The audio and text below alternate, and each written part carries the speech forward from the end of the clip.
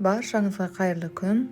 Бүгін сіздермен осындай бисквитный красный бархаттың рецептімен бөлісетін боламын.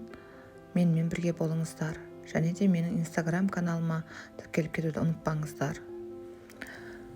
Красный бархат бисквиттері үшін ең әуелі біздерге бөлме температурасында тұрған сары май керек болады, және жұмыртқа, қант, ұн, аздап какао және ас содасы керек болады.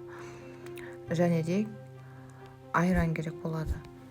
Ең әуелі біздер сары майымыз бен қантымызды миксерлеп аламыз. Жақсылап 3 минуттай миксерлесең әдемі болып көтеріледі.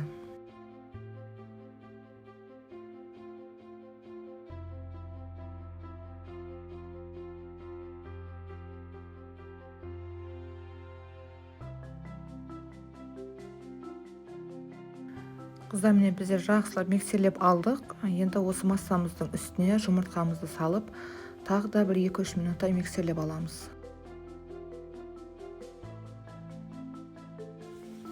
Енді осы жерде мен айраныма содамыз бен қызыл бояғышты салып, жақсылап араластырып, дайын массамыздың үстіне аздап құйып отырып, ұнымызбен бірге миксерлейміз.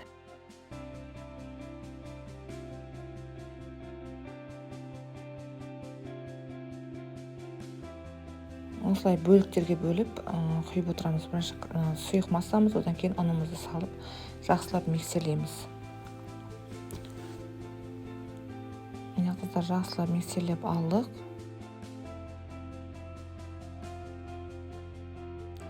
Қыздар, міне жақсылап миксерлеп алдық. Енді мына жерде менде диаметрі 19 разъемный формаға 2 бөліп салып алдым.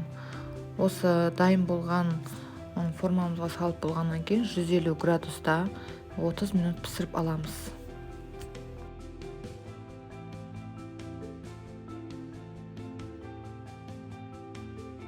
Міне қыздар, бисквиттеріміз пісіп шықты. Біздердің әдемі болып, жұмсақ. Енді осыны мұздатқанша қойып қоямыз. Мұздаған корждарымыздың үстін осына шапочкасын алып тастаймын. Сыртын қаптауға керек болады. Енді осыны 4-ге бөліп алдым. Әрқайсысын 2-2-ден бөліп алдым. Енді осыған кремін дайындаймыз. Крем үшін менде мына жерде творожныйсы және сахарный пудра керек болады. Мен алдын ала салып алдым творожный сырды. Енді осыны жақсылап комочек қалмағанша жақсылап миксерлеп аламыз.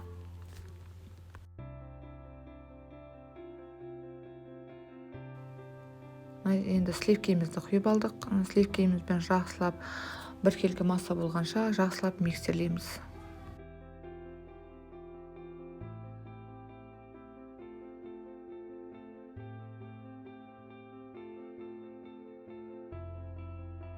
Дайын болған кремдерімізді енді осы корждарымызға жағып шығамыз. Мен осындай кондитерлік мешокқа салып алдым.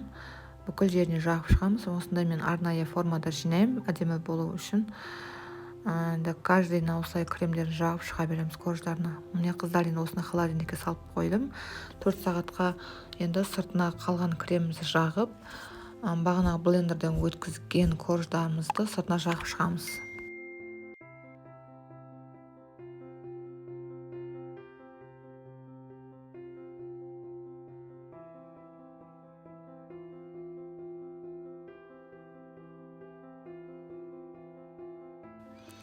Міне қыздар, мен осылай блендерден өткізіп алғым.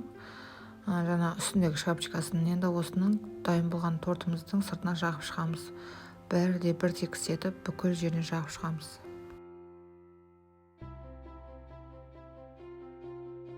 Қыздар, қазақша YouTube каналы жақсы даму үшін менің каналыма тіркеліп кетуді ұмытпаңыздар. Біздердің тортымыз дайын болды. Енді осыны холодильникке салып қоямыз.